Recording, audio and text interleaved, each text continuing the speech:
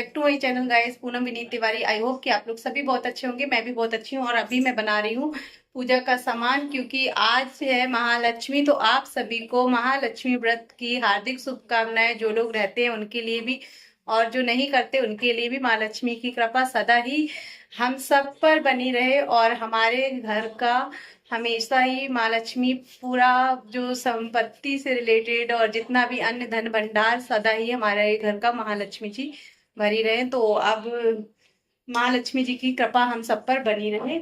और अभी मैं आप लोगों को दिखाती हूँ कि मैं क्या बनाई हूँ। तो सबसे पहले मैं दिखाऊंगी जेवर, जो कि मैंने खुद माता रानी के लिए अपने हाथ से बनाए हैं। तो ये हैं हमारे, ये बनाए हैं मैंने कुछ सामान जो कि हैं ये माँ लक्ष्मी जी के जेवर। और ये हम बेसन के बनाते हैं, क्योंकि बेसन को जो होता है वो गोल्ड माना जाता है, तो इसलिए। तो ये है कमर का डोरा, जो कि मैं इसे सीधे कर दूंगी तो गोल हो जाएगा। ये है हमारे गले का हार।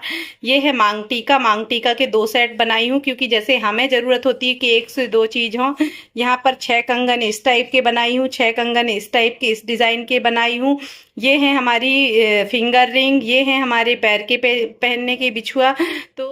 तो गाइज, ये सारे जेवर मैंने खुद बनाए हैं माँ लक्ष्मी जी के लिए, जो कि हमारे यहाँ माँ लक्ष्मी जी को चढ़ाए जाते हैं पूजा के दौरान। जैसे हम गोल्ड का पहनते हैं अपने लिए, सेम वैसे ही माता जी के लिए हम बनाते हैं। सिल्वर का यदि आप बनाते हैं तो कई लोग मैदा की सिल्वर के बना देते हैं, और जो गोल्ड का जेवर होता है वो बेसन का बना देते हैं, या कि फिर आटा का भी बनाते हैं।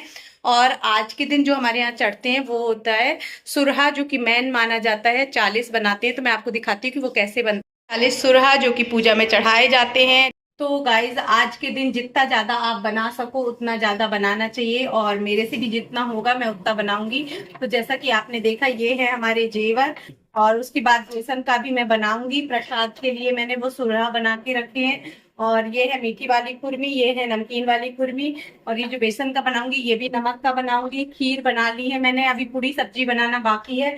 और जितना चीजें आप जितना पकवान बना सकते हैं उतना पूरा बनाना चाहिए, क्योंकि आज का दिन बहुत ही शुभ माना जाता है हमारे यहाँ। पितर पक्ष में ऐसा कहते हैं कि पितर पक्ष में कोई भी नई चीज ना खरीदते हैं, ना ही पहनते हैं, और ना ही कुछ नया करते हैं कार्यक्रम।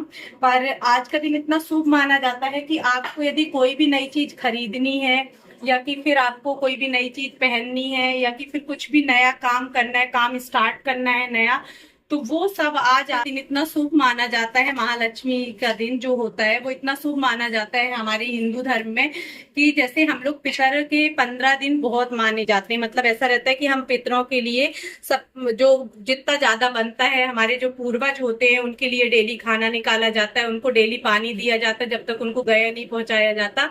तो मतलब वो उनको पितर मिलोनी होने के बाद क्या होता है, पूरा हमारे 15 दिन पानी देते हैं, खाना निकालते हैं, उनके नाम से दिया जो भी रहता है वो निकालते हैं, है ना, सुबह भी शाम को भी, और उनका नाम भी वो करते हैं। क्योंकि कहते हैं 15 दिन ऐसे होते हैं जिसमें हमारे पूर्वज हमारे घर आते हैं, और वो देखते हैं कि हम क्या कर रहे हैं उनके लिए, है ना। और उसके साथ एक चीज और होती है कि हम 15 दिन में कोई भी नई चीज स्टार्ट नहीं करते हैं, ना ही हम कोई नई चीज खरीदते हैं, ना ही हम कोई नई चीज पहनते हैं।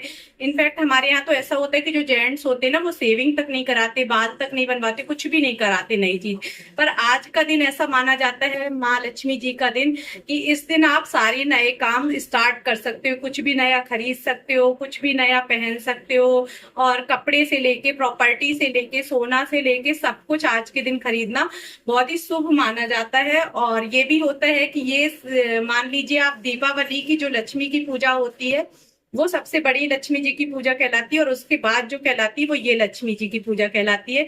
तो मतलब आज के दिन यदि आप जितने अच्छे से पूजा करते हो उतना अच्छा माँ लक्ष्मी जी आपके ऊपर प्रसन्न होती हैं, और उतना ज्यादा आपके घर गृहस्थी संपत्ति सब में बरकत होती है। तो इस व्रत को करना चाहिए, और मैं तो करती हूँ, सभी को करना चाहिए। हमारे हिंदू धर्म में तो किया जाता है, जो भी लेडीज है सभी करती हैं। ये जा रही है सामान लेने, ये बोले मैं खुद ले आऊंगा।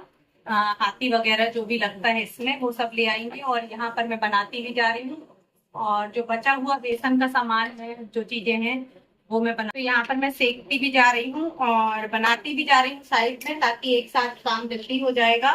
और ये पेपर बिछा देती हूँ, तो तेल थोड़ा सा एब्जॉर्ब कर लेगा जो भी है, क्योंकि तेल तो लगता ही है, इन सब सारी चीजों में तेल बहुत लगता है। तो ये अभी मीठी फुल भी निकाल रही हूँ, फिर नमकीन वाली निकालूंगी।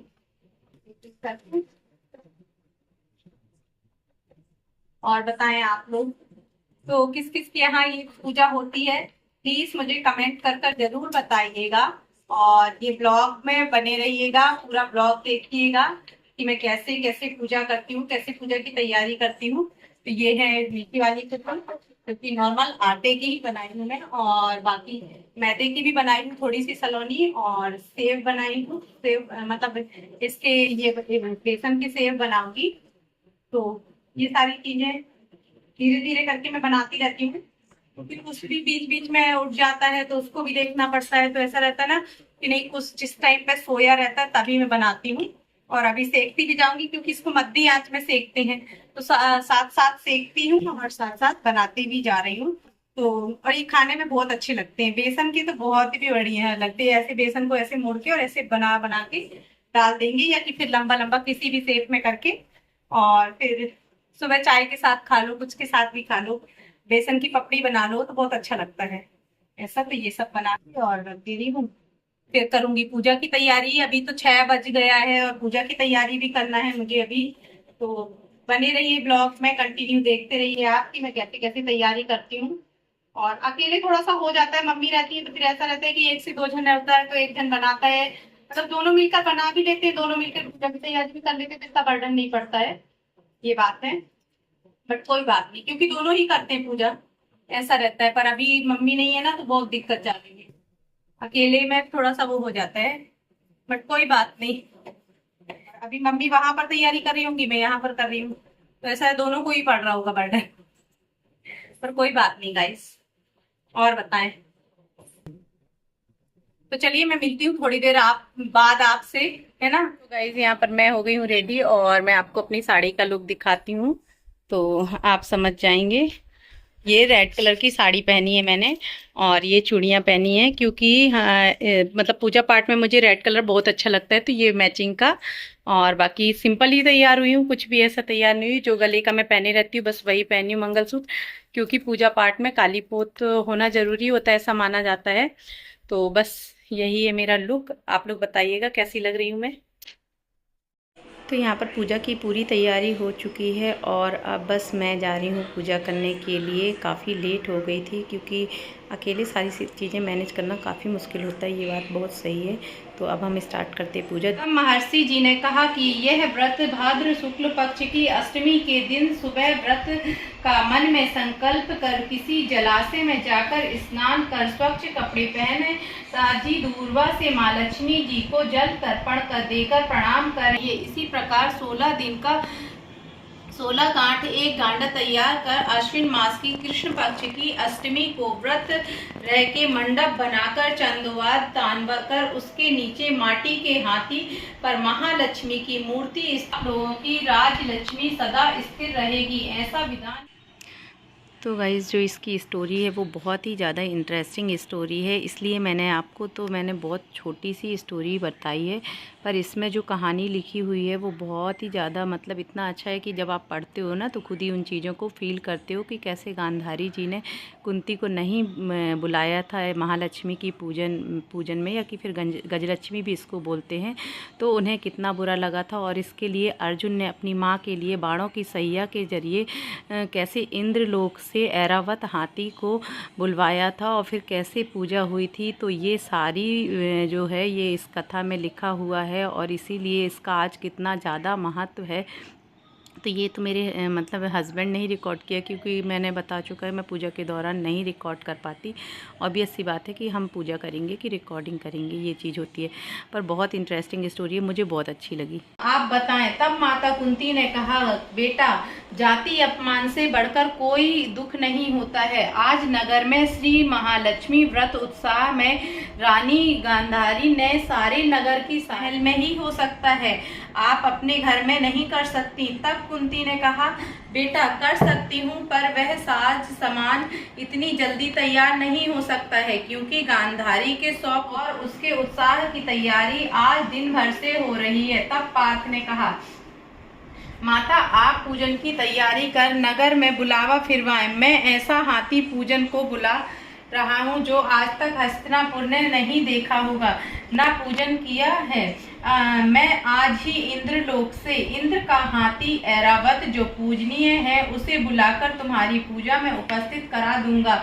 आप अपनी तैयारी करें। इधर मेरे पास जितनी रिकॉर्डिंग थी मैं सारी ही इसमें सेंड कर दी हूँ। वैसे तो आपने खुद देखा कि जब गांधारी जी ने पूरे नगरवासियों को बुलाया पर माता कुंती को नहीं बुलाया तो अर्जुन को इतना ज़्यादा बुरा लगा, क्योंकि वो अपने आप में अपमानित फील कर रही थी, जिसके कारण अर्जुन ने बोला क्या ये पूजा केवल महल में ही हो सकती है, हमारे यहाँ नहीं हो सकती।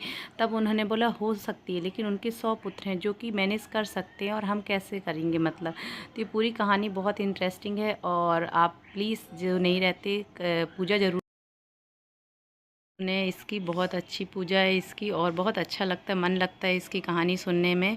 और यहाँ मेरी पूजा हो गई है, यहाँ पर पूजा कंप्लीट हो गई है और मैं अब जो भी है प्रसाद ग्रहण करूँगी और मिलती नेक्स्ट वीडियो पे। तब तक के लिए टेक केयर, बाय बाय।